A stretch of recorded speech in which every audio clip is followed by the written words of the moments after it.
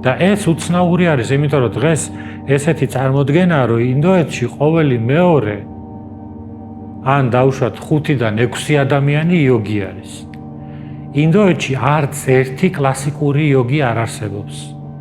ანუ რასაც ქვია, არც ერთი ადამიანი არ არსებობს ინდოეთში, რომელიც იყოს მიმდევარი პატანჯალის კლასიკური იოგასი. და ეს ტრადიციაც უბრალოდ არ არსებობს.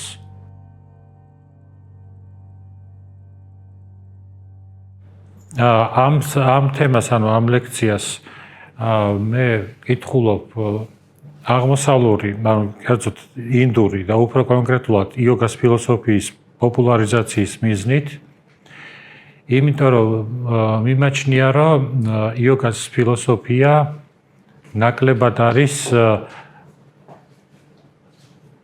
ასე ვთქვათ ყურადღების ფოკუსში, ვიდრე ის იმსახურებს, იგივე ეხება სხვა ინდურ ფილოსოფიებსაც, რაღაცნაირად გაბლარული არის, ანუ წარმოდგენა აღმოსავლურ ფილოსოფიებზე. და მე ამით მინდა ვაჩვენო, რომ აღმოსავლური ფილოსოფია, ინდური ფილოსოფია არის ძალიან მრავალფეროვანი, ძალიან სიღრმისეული, არანაკლებ სიღრმისეული, ვიდრე თქვათ ბერძნული იქნება თუ თქვათ სხვა დასავლური ფილოსოფია და საჭირო არის უბრალოდ მეტი ჩაღრმავება, მეტი ასე ვთქვათ სისტემური ანალიზი იმისთვის, რომ დავინახოთ ამ ფილოსოფიის სიღრმე. კიდევ ერთი საკითხი ის არის, რომ აი ის რატო არ არის ისეთი პოპულარული აღმოსავლური ფილოსოფია, როგორც დასავლური. შეიძლება აქ ესეთი პირიქით აზრი გაჩნდეს, რომ საქმე პირიქით არის, ხალხი უფრო აღმოსავლურ ფილოსოფიას უფრო კითხულობს, მაგალითად ოშოს და ასე შემდეგ რაღაც მე-20 საუკუნის ლიტერატურის სახით, ანუ პირიქით, თითქოს ეს უფრო მოთხოვნადია. მაგრამ მე ვამბობ, რომ სწორედაც აი ასეთი ლიტერატურის დამსახურებით არის გაბუნდოვნებული ტრადიციული ინდური ფილოსოფია. ანუ ასეთი ლიტერატურა, მე-20 საუკუნის ეზოთერული ლიტერატურა, ერთი მხრივ კი გვაახლოვებს ინდურ ფილოსოფიას, მაგრამ ვინაიდან ჩვენ აი ამ მე-20 საუკუნის პრიზმით ვუყურებთ ამ ყველაფერს და ამ ადამიანების გავლით ვუყურებთ ამ ყველაფერს. სწორედ ამიტომ ჩვენ აღარ გადავდივართ იმის იქით, რომ იმის იქით რა ხდებოდა სინამდვილეში და მათი ინტერპრეტაციის იმედზე ვართ. და მე ვამბობ, ანუ მე წლების განმავლობაში, ანუ რა თავიდანვე რომ დავიწყე და ეს შედარებები რომ გავაკეთე, რომ რით განსხვავდება ეს მე-20 საუკუნეში როგორც არის წარმოჩენილი აღმოსავლური ფილოსოფია და რა არის სინამდვილეში აღმოსავლური ფილოსოფია რა იყო, ასე ვთქვათ, იმ პერიოდში, მე დავინახე ძალიან დიდი განსხვავება და დავინახე, რომ ეს ხალხი, რომლებიც პირიქით უნდა გაახლოვებდნენ ამ ფილოსოფიას, თავისი ინტერპრეტაციის მეშვეობით პირიქით ბლოკავენ. ანუ ესენი არიან უბრალოდ კულტურული ბლოკები, ეს ადამიანები. თუმცა გარკვეულწილად შესაძლებელია, რომ პირიქით ინტერესიც აღძრან და ვიღაცისთვის შეიძლება, რომ პირიქით მოტივატორებიც გახდნენ, რომ მოდით გავეცნოთ, თქვათ, ორიგინალში და რა ხდება და როგორ განვითარდა. ესე იგი, კიდევ ერთი მიზეზი იმისა, რატო არ არის იოგას ფილოსოფია პოპულარული, არის ის, რომ იოგას ფილოსოფია თვითონ ინდოეთში დასრულდა. ანუ სადღაც მე-16-მე-17 საუკუნეში, ვინაიდან ინდოეთში იყო ძალიან ბევრი ფილოსოფია, ბევრი, ასე ვთქვათ, მსოფლმხედველობა, ამ მსოფლმხედველობათა შორის იყო დავა და ჭიდილი და შეიძლება ითქვას, რომ იოგას ფილოსოფია თანდათანობით მარცხდებოდა და ამ დამარცხებას ერთგვარი ბეჭედი დაასვეს სადღაც მე-17 საუკუნეში. მე გულისხმობ იოგას ფილოსოფიაში კლასიკურ იოგას, ანუ პატანჯალის იოგას. იმიტომ რომ ეს არის ერთადერთი ფილოსოფიური იოგას ტრადიცია, რომელიც ცალკე დგას თავის საფუძველზე. ეს ძალიან მნიშვნელოვანი არის, რომ გავიაზროთ, რომ აი როგორც არის მაგალითად ბუდიზმი, როგორც არის თქვა ვედანტა, როგორც არის თქვა ჯაინიზმი და თქვა არის ცალკე იოგა. იოგას ტრადიცია ცალკე. ეს ცალკე იოგას ტრადიცია იყო, შეიძლება უწოდოთ ამას პატანჯალის იოგა. თვითონ ტერმინი იოგა ასევე გვხვდება ჩვენ ბუდიზმშიც და სხვა ტრადიციებშიც გვხვდება ტერმინი იოგა. და მაგალითად შეიძლება გავიგოთ, რომ აი იოგები არიან ბუდიზმშიც. იოგებს ასევე უწოდებდნენ ლოგიკოსებსაც. ანუ ეს უცნაური რაღაც არის, მაგრამ თვითონ რო აიღო ინდოეთში ვის ეწოდებოდათ იოგები, იოგებს უწოდებდნენ არა მარტო პატანჯალის იოგას, ანუ კლასიკურ იოგას მიმდევრებს, არამედ მათ ოპონენტებსაც ზოგიერთ ლიტერატურაში უწოდებენ იოგებს. ანუ იოგა ძალიან ფართო ტერმინია და ამიტომ ჩვენ არ უნდა აურიოთ სიტყვა იოგა თვითონ იოგას ტრადიციასთან. როგორც ადამიანი ბუდისტი არის, ხო, ასევე არის იოგი.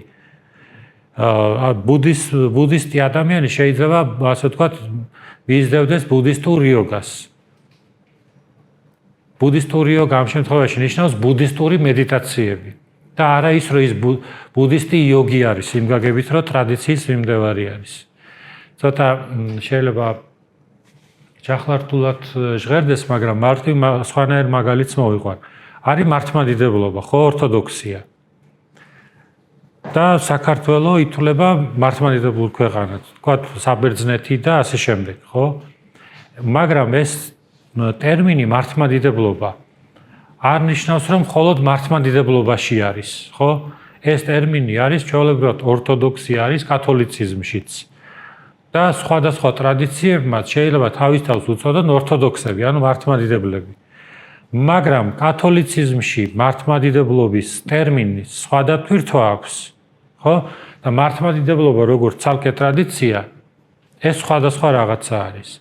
ამიტომ ჩვენ პირველ რიგში უნდა გავმიჯნოთ ერთმანეთისგან იოგა როგორც ტრადიცია ცალკე და იოგა როგორც ტერმინი, რომელიც ყველგან შეიძლება შეგხვდეს. თუ შეკითხვები გექნებათ ან თქვენი რეპლიკა ან ესეთი რაც ვრცელი არ იქნება ან კომენტარი, იმიტომ რომ მიკროფონში არ ისმის, თუ გნებავთ, შემაჩერეთ და დიახ. დიახ.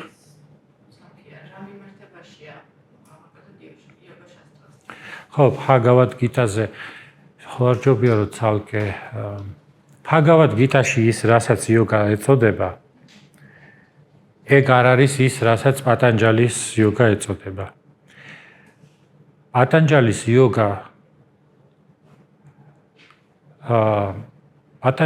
იოგა რაც არის კლასიკური იოგა, ამას ბჰაგავად გიტაში უფრო ეწოდება სანქია ტერმინი. რატო ეს თუ გინდათ აქამდე მივიდეთ, რომ ეს იმიტომ რომ ეს იქ არის, ანუ ბჰაგავად გიტაში იოგა არის როგორც გაწონასწორებული მოქმედების ხელოვნება.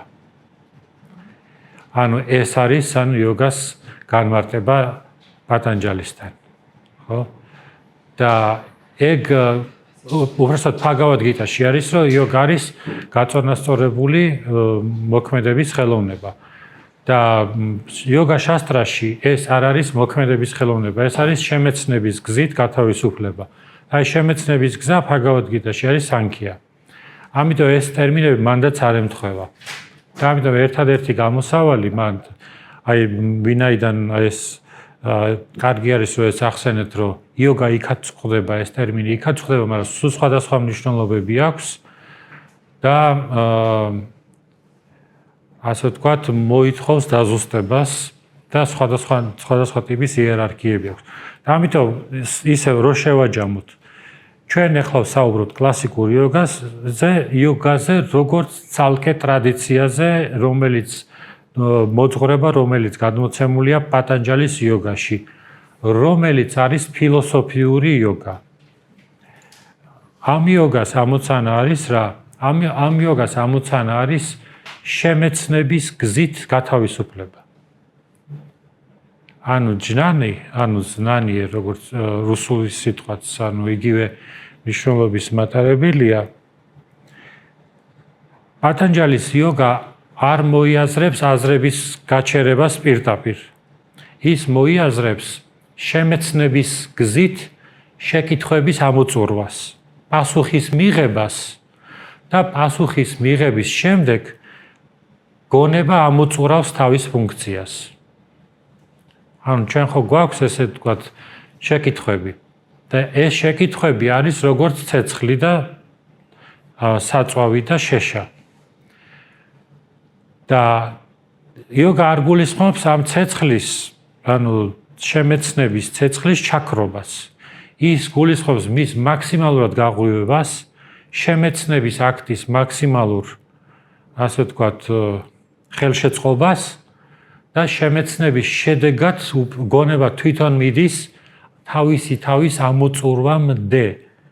და მიმართული საერთოდ არ არის იმისკენ, რომ ვიღაცამ ეს აზრები ან შემეცნების პროცესი შეაჩეროს, რაც არის ხშირად არასწორად წარმოჩენილი. ხო, ეხლა ეს კლასიკური იოგა განსაზღვრება მოვიყვანეთ. ეხლა ის თუ რატომ არ არის აქტუალური დღეს იოგას ფილოსოფია. ერთ-ერთი მიზეზად ვთქვით, რომ მე-20 საუკუნის ინტერპრეტაციებმა, ასე ვთქვათ, თავისი რაღაც ბლოკირება გააკეთეს. ნუ მაგალითად, შენ თუ მაგალითად გინდა ვეფხისტყაოსანი გაიგო და ამის შესახებ მხოლოდ ვიღაცის ლექციებით ისმენ, რომელიც მეტნაკლებად შეიძლება საერთოდ არც იყოს კომპეტენტური ამ სფეროში. შენ გამოდის, რომ ანუ მთლიანად ამ ადამიანის იმედზე ხარ. აი როგორც მე-20 საუკუნის გურუების იმედზე.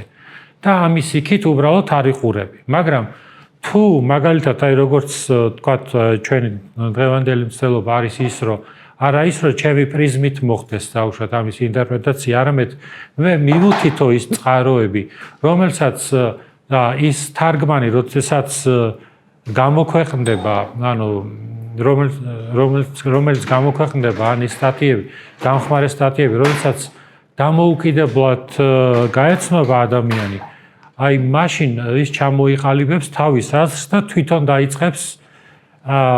დაიწყებს ძიებას და თვითონ დაიწყებს საერთოდ მიმართებას აი ამ წყაროების მიმართ. და თვითონ გამოიტანს დასკვნებს, ასე ვთქვათ, რაც ძალიან მნიშვნელოვანი არის. ხო, ეხლა ერთი მიზეზი ეს არის, რომ მე-20 საუკუნე, ასე ვთქვათ, ბლოკავს და დღევანდელი 21 საუკუნეც ბლოკავს ინდურ ტრადიციებს. მეორე ის, რაც ბლოკავს ინდურ ტრადიციებს, ეს არის სექტანტობა. რომ გარკვეული ტრადიციები, რომლებიც არიან მიმდევრები, ინტერპრეტაციას აკეთებენ სექტანტური პოზიციიდან. ანუ იმ პოზიციიდან, რომ ისინი აპრიორულად ამას განიხილავენ როგორც სწორ გზას, იოგას გზას. ანუ ისე კი არა, რომ აი ეს შეიძლება იოგა იყოს სწორი გზა, შეიძლება ბუდიზმი იყოს სწორი გზა, მოდი ერთად ვნახოთ და კრიტიკულად განვიხილოთ. ეს იქნებოდა უფრო, ასე ვთქვათ, თავისუფალი მიდგომა, ან აკადემიური მიდგომა, რომ მოდი დეტალურად და კონტექსტში განვიხილოთ, რას ნიშნავდა ეს იმ, ასე ვთქვათ, ისტორიულ და ფილოსოფიურ, ასე ვთქვათ, გარემოში, ხო?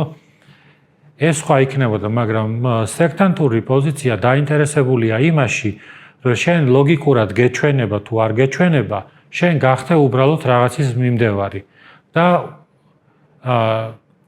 შენში ეჭვი კი არ გააღვივოს, პირიქით გლუვი გახადოს.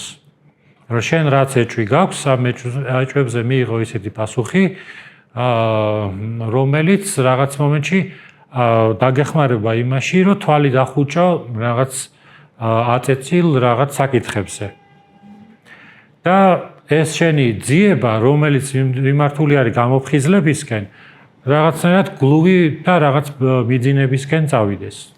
მაშინ როცა მაგალითად კრიტიკული მიდგომა ის რასაც მაგალითად ჩვენ მიმართავთ ეს არის პირიქით, ანუ ეს ერთგვარი კრიტიკული შემოწმება არის იმ სიმყარეების, რასაც ჩვენ შეიძლება სოფხედველობრივად ვეყრდნობოდეთ. ამიტომ შეიძლება ეს დამოკიდებულება, ანუ კრიტიკული დამოკიდებულება ყველასთვის კომფორტული არ იყოს. ხო, მე თუ რაღაცნაირად შევედი რაღაც სექტანტურ მდგომარეობაში, მივიღე რაღაც რეალობები, რაღაც დოგმატურად, შეიძლება მე ის რომ რაღაც კითხვები დავსვა, ეს სავსებით არ იყოს ჩემთვის კომფორტული, იმიტომ რომ რაღაცნაირად ხელახალ გადამუშავებას და ახალ სიღრმეებისკენ წასვლისკენ მიბიძგებს და ამიტომ ეგ შეიძლება სავსებით არ იყოს ამოცანა. ამიტომ ესეც ანუ სექტანტური მიდგომაც არის ერთ-ერთი ბლოკი იოგას ფილოსოფიის პოპულარიზაციისთვის, მაგრამ ისტორიულად იოგას ფილოსოფია, ასე ვთქვათ, მარცხდება სადღაც უკვე შუა საუკუნეებში და მის ადგილს იკავებს კლასიკური იოგას ადგილს იკავებს ჰათა იოგა. დიდი ხანი ეგონათ, რომ ჰათა იოგა არის იოგას ტრადიცია. ანუ იოგას ტრადიციული ფუძე. მაგრამ დიდი ხანი არ გასულა მას შემდეგ, რაც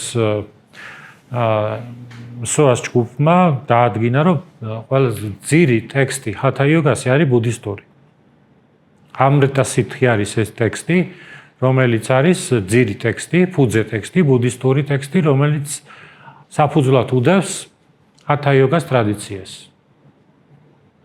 მაგრამ შემდგომ ჰათა იოგა აითვისეს შაიურ, ანუ ჰინდუ გარემოში და მოხდა მისი ტრანსფორმაცია. ეხლა წარმოვიდგინოთ ესეთი რაღაცა. აი, რო წარმოგადგენინოთ, ანუ რა ხდება. არის, ვთქვათ, იოგას ტრადიცია, რომლის აზრითაც, რომლის შეხედულებითაც არის მრავალი თვითობა. მრავალი ინდივიდუალობა. ანუ რამდენი არსებაც არის, ან რამდენი ადამიანიც არის, ან რამდენი არსებაც არის, იმდენი ინდივიდუალობა არსებობს. თქვენ ყველანი ხართ, ანუ ცალკე სული, ცალკე რეალობები. დამოუკიდებლები, ასე ვთქვათ. ამ დამოუკიდებლობას იოგას კლასიკურ იოგაში ეწოდება გაივალია. ეს არის იოგური შეხედულება მეს კონცეფციაზე. იოგები ასევე ამბობენ, რომ სამყარო როგორც ასეთი არის რეალობა, ობიექტური რეალობა და არ არის ილუზია. ეხლა ეს ორი ასპექტი დავიმახსოვროთ, რომ იოგები ამბობენ, რომ მე არის სიმრავლე და სამყარო არის ობიექტური რეალობა. ანუ ეს არის რეალიზმის სკოლა არის, ასე ვთქვათ, იოგას ფილოსოფია. ამისგან განსხვავებით, მაგალითად, იოგაჩარა ბუდიზმი ამბობს, რომ არც მე არსებობს, ესე ვთქვათ, პერმანენტული სახით. და სამყაროც არ არის ობიექტური რეალობა, არის მხოლოდ ცნობიერების ან გონების პროდუქტი. ცნობიერება სამყაროს სახით წვდება მხოლოდ თავის თავს. აქ ხედავთ, რომ არის დაპირისპირება იოგასა და ამ ბუდისტურ სკოლას შორის. ამ ასპექტში. რაღაც ასპექტში თანხვედრა არის. ეს დაპირისპირება გადმოცემული არის თვითონ იოგა შასტრაში, მეოთხე თავში. სადაც იოგები პასუხობენ აი ამ ბუდისტურ სკოლას. გარდა ამისა, იოგები დაპირისპირებაში არიან ვედანტასთან, რომლებიც ამბობენ, რომ მარტო ერთი ატმანი არსებობს. მარტო ერთი მე არსებობს და სხვა არ არსებობს. სხვა არის ილუზია. იმიტომ რომ ისინი ამბობენ, რომ ერთი რეალობა არის და ყველა ერთი რეალობა არის. იოგები ამბობენ, რომ არის სიმრავლე. ასევე ვედანტები შანკარა ერთ-ერთ თავის ასე ვთქვათ ნაშრომში თავარ მტრად მოიხსენიებს ანუ მათ ვინც აი ამ სიმრავლის ფილოსოფიას მისდევს. ეს ვედანტა არის ძალიან ასე ვთქვათ ინდური ყველაზე ერთ-ერთი ასე ვთქვათ გამარჯვებული ფილოსოფიური სკოლა ინდოეთში. ესე იგი და მეოთხე ტრადიციასაც ვახსენებ, რომ ჯაინიზმი, რომლებიც ჯაინისტები აღიარებენ სულს, აღიარებენ სიმრავლეს. ამაში იოგებთან თანხვედრა აქვთ. მაგრამ არა აქვთ თანხვედრა იოგებთან იმასთან დაკავშირებით, რომ ეს სული შეიძლება თუ არა მცენარეთ რეინკარნირდეს და ასე შემდეგ. დებით, ესე იგი ეს 4 ტრადიცია ვახსენებ. იოგას ტრადიცია, ბუდიზმის ტრადიცია, ვედანტას ტრადიცია და ჯაინიზმის ტრადიცია. აქ ვაჩვენე, რომ რაღაცაში თანხმობა აქვთ, რაღაცაში უთანხმოება აქვს, სრული თანხმობა რო იყოს, იქნებოდა ერთი ტრადიცია. ხო? ამათ კიდე თავისი ქვეტრადიციები აქვთ, მაგრამ ეხლა დეტალებში არ შევდივარ, იმიტომ რომ ეს ჩვენი ამოცანა არ არის, თორე ბუდიზმში იმდენაირი მიმდინარეობა ეს უბრალოდ გაგფანტავს. ჩემი ფოკუსი რა არის, რომ ეს 4 ტრადიცია ერთმანეთს უპირისპირდება დებატებში. მთელი თქვათ ისტორიის განმავლობაში. ხანდახან მაგალითად ერთი ტრადიცია მეორეს წინააღმდეგ იყენებს პირველის არგუმენტებს. ეგეთი ასე ვთქვათ უნარიანებიც იყვნენ. რომ მაგალითად ვთქვათ ვედანტას წინააღმდეგ ვთქვათ ბუდისტებმა გამოიყენონ ჯაინიზმის არგუმენტები. ის მოწონთ ვთქვათ იმას გადმოიღებენ და ასე შემდეგ. ამ დებატებში ხდებოდა ასე ვთქვათ წარმოჩენა გამარჯვებულის და დამარცხებული ფილოსოფიის. ამ ფილოსოფიებს ყავდათ თავიანთი მფარველები და სპონსორები არისტოკრატიის სახით. შესაბამისად, იქნებოდა ეს პოლიტიკური თუ რაღაც სხვა დღისწესრიგი, თუ ფილოსოფიურ ველზე დამარცხება, ისინი ამ სპონსორებს, ამ კეთილგანწყობას ან მეტად მოიპოვებდნენ, ან დაკარგავდნენ. გარდა ამისა, არ უნდა დაგვაიწყდეს მუსულმანური გავლენა. გეოგრაფიული, ასე ვთქვათ, პირობების ცვლილებები და ასე შემდეგ, რაც ცივილიზაციების, ასე ვთქვათ, მოდიფიკაციებს ან მთლიანად გადაშენებას იწვევს. შესაბამისად, აი ამ შუა საუკუნეების პირობებში კლასიკური იოგა იწყებს გაქრობას. კლასიკური იოგას ჰქონდა ეს თავისი იდენტობა, რომ რა შეხედულება ჰქონდათ მათ თავის ამ სამყაროზე. რა არის, ვთქვათ, ცნობიერება, რა არის მატერია. მაგრამ თანდათანობით ეს ჩაყლაპა ამ ასე ვთქვათ კონკურენტმა სკოლებმა და როდესაც უკვე ჩდება ჰათა იოგას ტრადიცია ბუდისტურ წიაღში ბუნებრივია ჰათა იოგას არ ექნებოდა კლასიკური იოგას სოფხედველობრივი საფუძველი. აბა რა იყო ეს ჰათა იოგა? ანუ ჰათა იოგა იყო და ძირითადად მოიაზრებდა მუდრებზე, ანუ ენერგეტიკულ манипуляციებზე დაფუძნებულ გათავისუფლების ტექნიკებს და არა ფილოსოფიებს.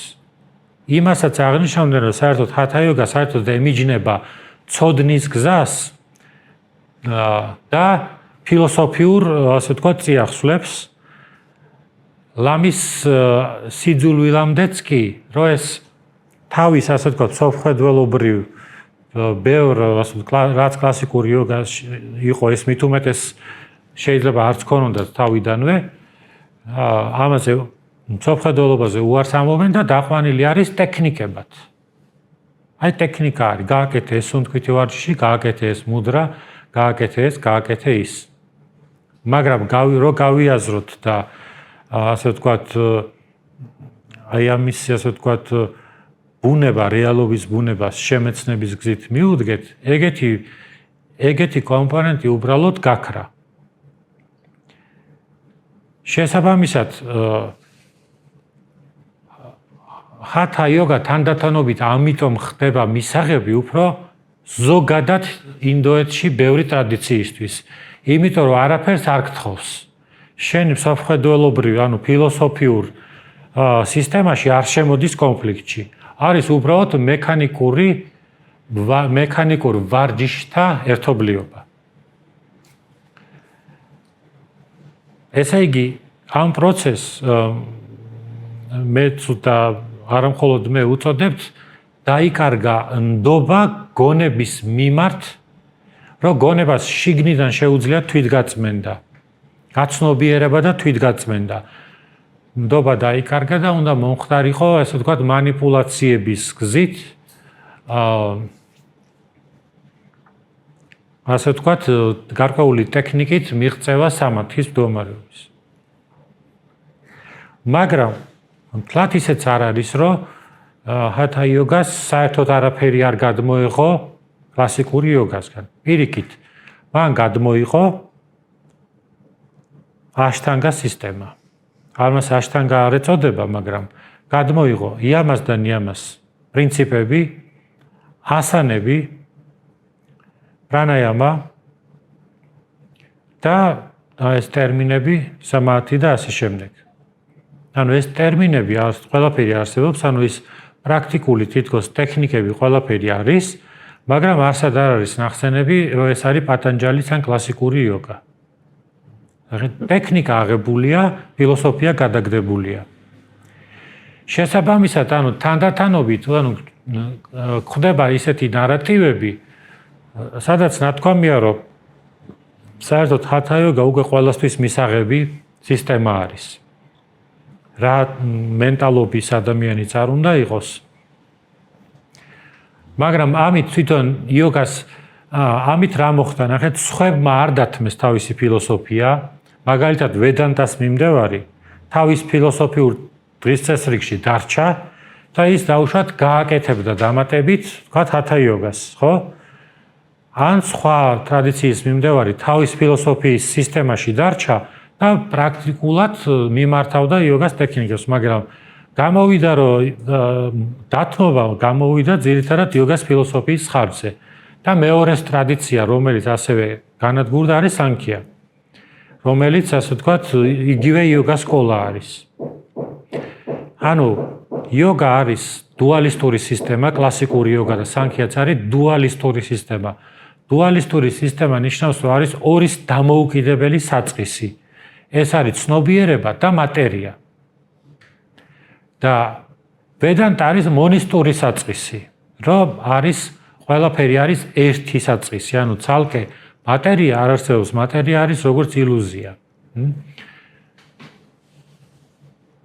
ხო, ანუ ეს ძალიან მნიშვნელოვანი არის, იმიტომ რომ ამას წინათ შემხვდა ვიღაცა საუბრობდა, რომ თითქოს იოგა არის არადუალისტური საწყისი. ეს უბრალოდ ანუ ურჩევა ყველას, რომ ძალიან ელემენტარული რაღაც არის, ანუ ინფორმაცია დღეს არის გავრცელებული და ძალიან მარტივი არის ამის, რომ არის დუალისტური ფილოსოფია. შესაბამისად, ეს არის ანუ იმის კიდევ ერთი მიზეზი იმისა, თუ რატო აღარ არის იოგას ფილოსოფია აქტუალური.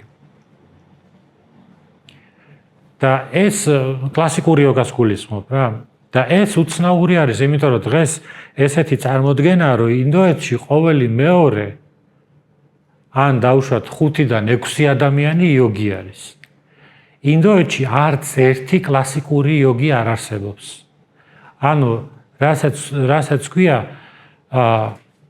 არც ერთი ადამიანი არ არსებობს ინდოეთში, რომელიც იყოს მიმდევარი პატანჯალის კლასიკური იოგასი. და ეს ტრადიციაც უბრალოდ არ არსებობს. აი თვითონ ისტორიულად რასაც გულისხმობ, რომ ეს თანდათანობით შტაინთქა ფილოსოფია გამოეცალა, შეერწყა ტექნიკების სხვა ტრადიციებს, დაკარგა იდენტობა და ცალკე, ასე ვთქვათ, ეს ტრადიცია ისევე როგორც გადაშენდა ბუდიზმი მე-13 საუკუნეში, ანუ ბუდიზმი და ბუდისტური მონასტრები ინდოეთიდან მთლიანად გაქრა. მაგრამ ბუდიზმმა მანამდე უკვე მოახერხა, რომ თავი შეაფარა სხვა ქვეყნებს, ხო? ბუდიზმი გავრცელდა ჩინეთში, უკვე მე-8 საუკუნეში გავრცელდა ტიბეტში და ასე შემდეგ, ხო? და მე თქვა იაპონიაში, უფრო ახლო ქვეყნებშიც და ასე შემდეგ. თავი შეაფარა, მაგრამ კლასიკურ იოგას თავი არცად არ შეუფარებია. ყოველ შემთხვევაში არ არის საერთოდ ცნობილი არც ერთი იოგი კლასიკური თვალსაზრისით. ეს შეიძლება უცნაური იყოს, მაგრამ ყოველ შემთხვევაში ეს ფაქტი არის. ერთადერთი ადამიანი,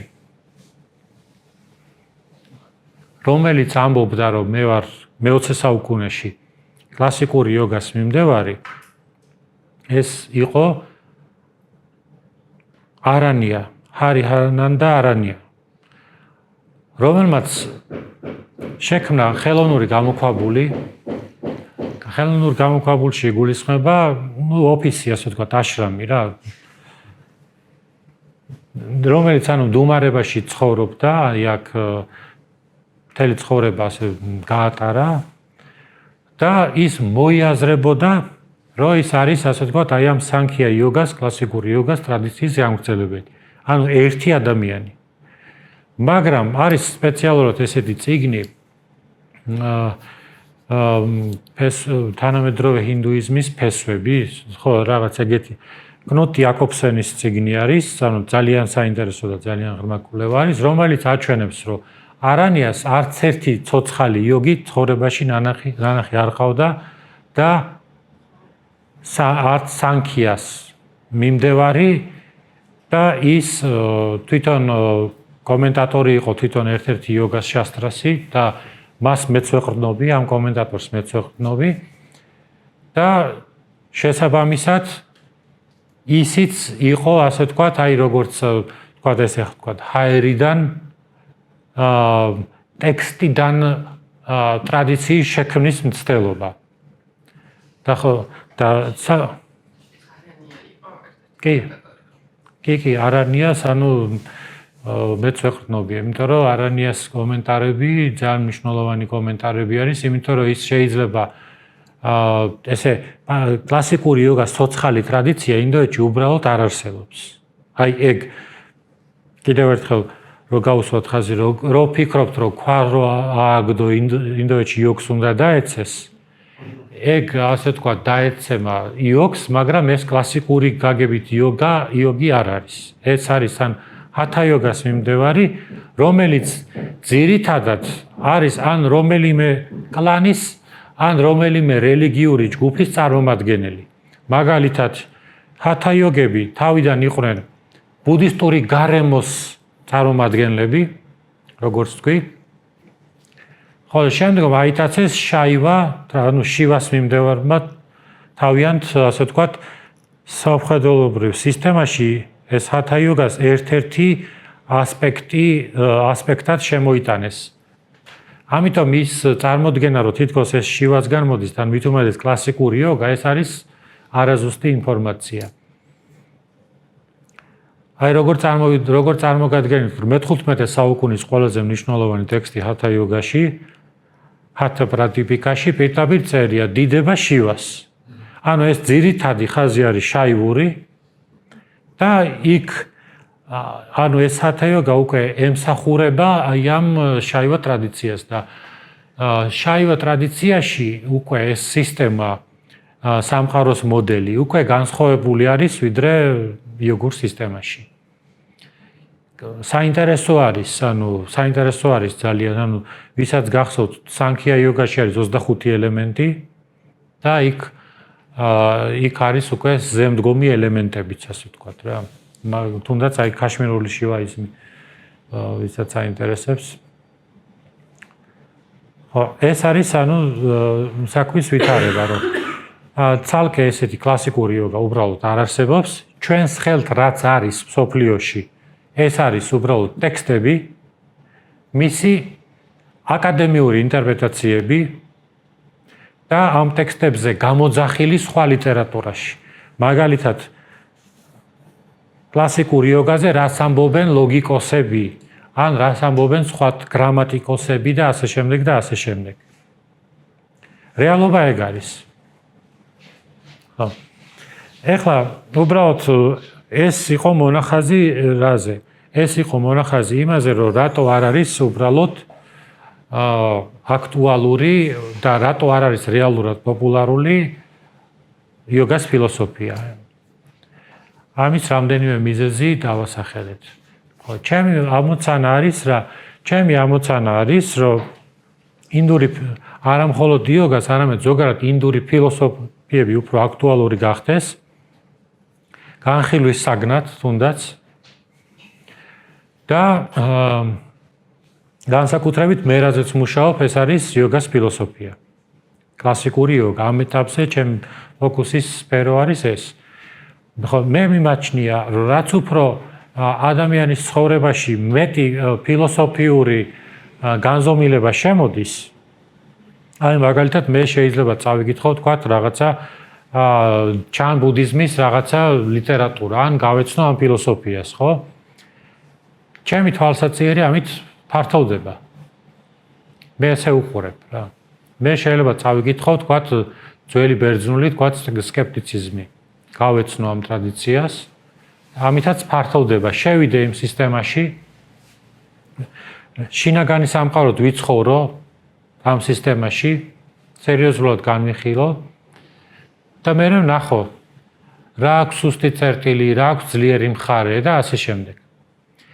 იმიტომ რომ მე ესე უყურებ, რომ თუ ადამიანი ვითარდება, ანუ ახლა პრაქტიკული მხარე რო ავიღოთ ამის. შენ რაც უფრო არ ჩაიკეტები რაღაცა ნაჭუჭში, ფილოსოფიურ, ასე ვთქვათ, რაიმე კონტექსტში, ეს მეტყველებს შენ სიძლიერეზე. ეს ყოველდღიურობაშიც ჯერ ერთი უბრალოდ ძალიან პრაქტიკული რაღაც არის, იმიტომ რომ შენ სწავლობ კრიტიკულ დამოკიდებულებას რაღაც საკითხების მიმართ. რაღაცაზე რომ ვთქვათ, გონია რომ გავუშვათ, ეს არის გასხივოსნება, ეს შეიძლება საერთოდ ყირაზე დააყენო. ამ პირიქით. ანუ შენი ცნობიერება, ანუ როგორც ფიზიკურად ჩვენ ვარჯიშობთ და რაღაც ხერხემალი მოქნილი უნდა გახდეს, რაღაც კუნთები უფრო გაჭიმული უნდა გახდეს და ასე შემდეგ და ასე შემდეგ, ასევე არის ცნობიერებაც. არა ის, რომ მაგალითად ჩემი მიზანი იყოს, რომ ვიღაცა გახდეს კლასიკური იოგი და აღიაროს ეს როგორც რაღაც უმაღლეს ფილოსოფია. არა, რა თქმა უნდა. მე ვამბობ, რომ ეს არის, ამას აქვს ფილოსოფიის ისტორიაში თავისი ადგილი, თავისი მნიშვნელოვანი ადგილი. ადამიანს უნდა ქონდეს პირველ რიგში წაკითხვის უნარი, იმიტომ რომ ზოგ შემთხვევაში ტექსტები არ არის იოლი, აზრის გამოტანის უნარი, კრიტიკული შეფასების უნარი, შედარების უნარი, დაკვირვების უნარი, მათ შორის თავის თავზე და ასე შემდეგ. ანუ ეს ყველაფერი, ანუ ერთგვარი ცნობიერების გახსნა არის და გაფართოება. გახსნა და გაფართოება ვერ იქნება ცნობიერების, როდესაც მე უბრალოდ რაღაცას ავიღებ და დავიჯერებ და გავაფართოვე ცნობიერება რაღაც ვიზუალიზაციებში ან რაღაც ისეთ მედიტაციებში, რაც უბრალოდ მე მინდა რომ ეგრე იყოს. ამასთან კავშირი არ აქვს. ეს ასევე არის საშუალება, რომ ადამიანმა ცნობიერებამ დაუშვას რეალობა გარკვეული დოზებით და პორციებით. რომ ესე იგი, შენ თუ მყარად გახარ, შენი მსოფლმხედველობა არ უნდა ჩამოინგრეს არავითარი ფილოსოფიით. შენ უნდა შეგეძლოს ჩვეულებრივად რაღაცა მოისმინო და ამან არ უნდა ჩამოამსხვრიოს რაღაცნაირად შენი რაღაც შინაგანი სამყარო. უკვე ეს ნიშნავს, რომ გაქვს გარკვეული, ასე ვთქვათ, სიმშვიდე შინაგანი და არ ახარ ჩაჭიდებული რომელიმე იდეას, რომ მაგალითად სული გინდა თუ არა რაღაცა ერთი მე არსებობს, ან დაუშვათ სხვა არ არსებობს, ან სიმრავლე არსებობს და ასე შემდეგ და ასე შემდეგ. მაგრამ ამის საფუძველს ჩვენ გვაძლევს პირველ რიგში რა ზუსტი გაგება, ზუსტი ანალიზი და ასე ვთქვათ, კარგი მოსმენა იმ ავტორების მიმართ, ანუ რისი თქმა უნდა რეალურად ავტორს. ხო. კარგი.